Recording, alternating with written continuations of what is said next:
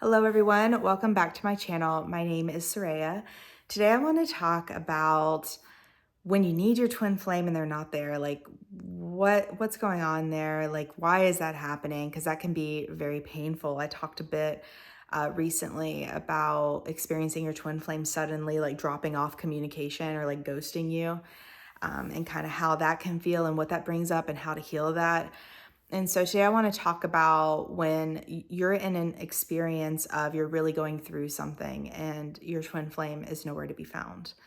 Um, so this could be that you guys have communication to a point, right? Like it's basically an intimacy block that you're with your twin flame, you're connecting, you're friends, everything's cool. But then when things get real or when life happens or when you're really going through something, where's your twin flame? It's crickets, right? That's what I want to talk about here, because this is another really sensitive intimacy block that can come up in a twin flame union or any version of a relationship with your twin flame, even if you're not in union.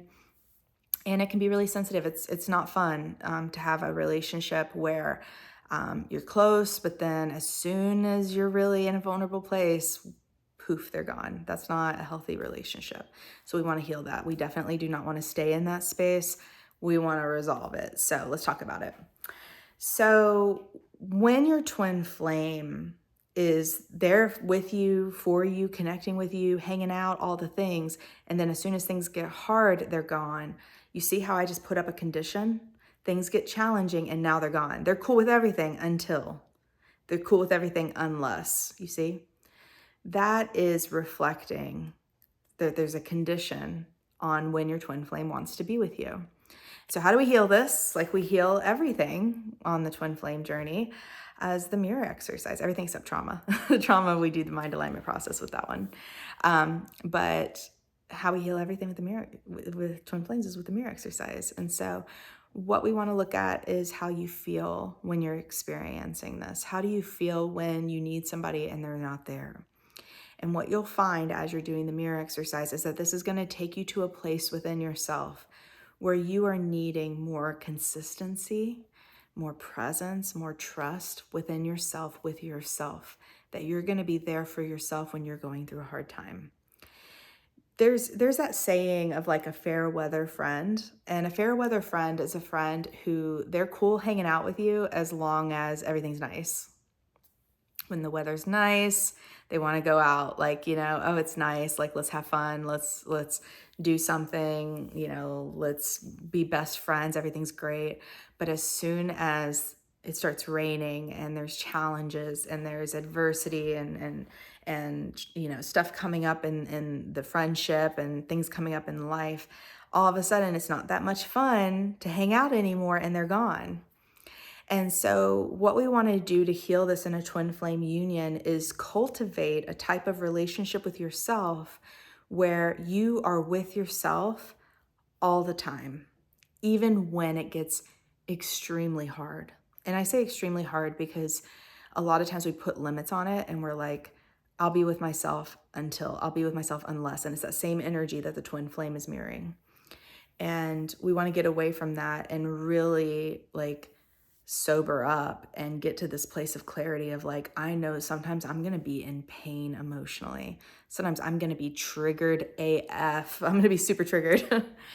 I'm going to feel frustrated and scared and unsafe and uncomfortable and just super triggered. I'm going to be so triggered that I can't think straight. There's going to be times where I'm going to be so uncomfortable that I'm like, literally, I just have to breathe through it. I'm so uncomfortable.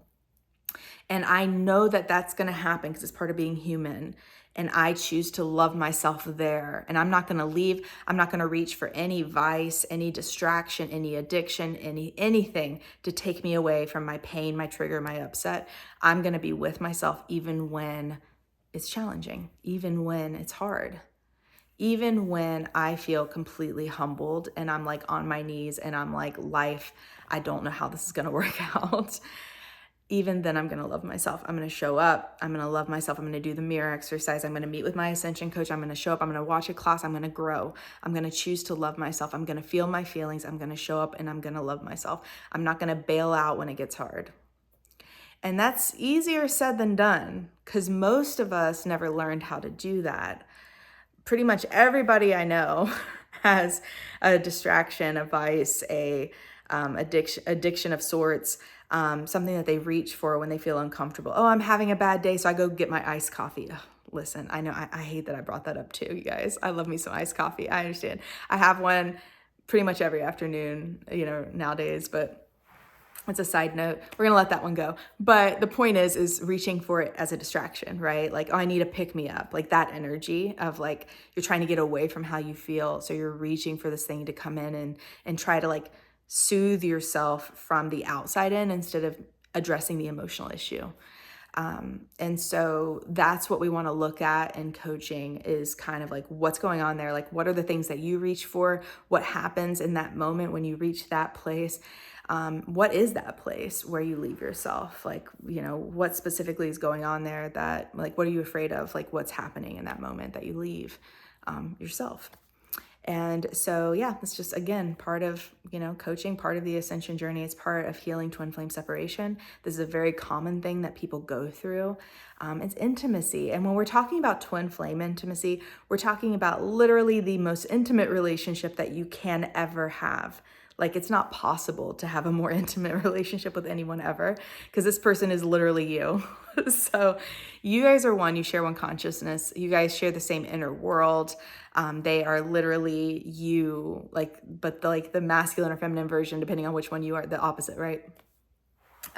They are essentially you. Like, if I was a man, I'd be my twin flame. Not I'd be my twin flame. I would literally, like, that would be me, because that is me, technically. You're only seeing part of the picture by just looking at me. And the same is true with him. And so it doesn't get more intimate than this. So it's so important to look at these places where we're holding back. And this relationship will challenge you in this area in ways that other relationships will not, because of the level of intimacy that it is. It's going to bring up all of your fears in this area. Whereas with other relationships, sometimes you can kind of like focus on other things, pretend it's not really there. Just kind of like, you might have like 3 friends and you've got a friend that you call for this and a friend that you call for this or whatever. And you don't even think about the fact that you're seeking outside of yourself for those things, or that you're not supporting yourself. You're expecting someone else to do it for you, things like that. With your twin flame, it's in your face. Like, you have to face those patterns. Like, they're going to come up. It's going to be very obvious. It's going to trigger you, so that you can heal it, so that you can build a relationship with yourself where you trust yourself so much that you feel so safe that you don't even worry about these things anymore. And no matter what comes up, you're not going to leave yourself. That's security.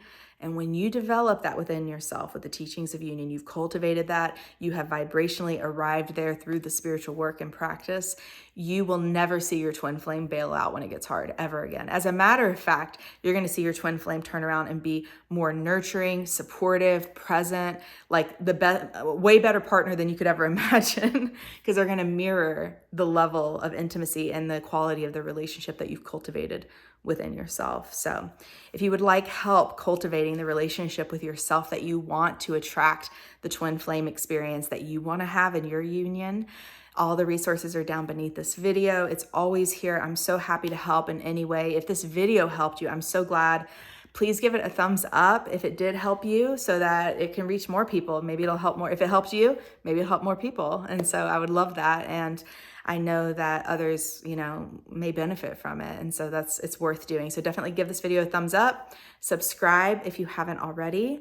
And yeah, let's go on this journey and heal that stuff so we can start experiencing miracles with these twin flames and move the needle and experience a life all around that feels amazing. I will see you guys in the next video.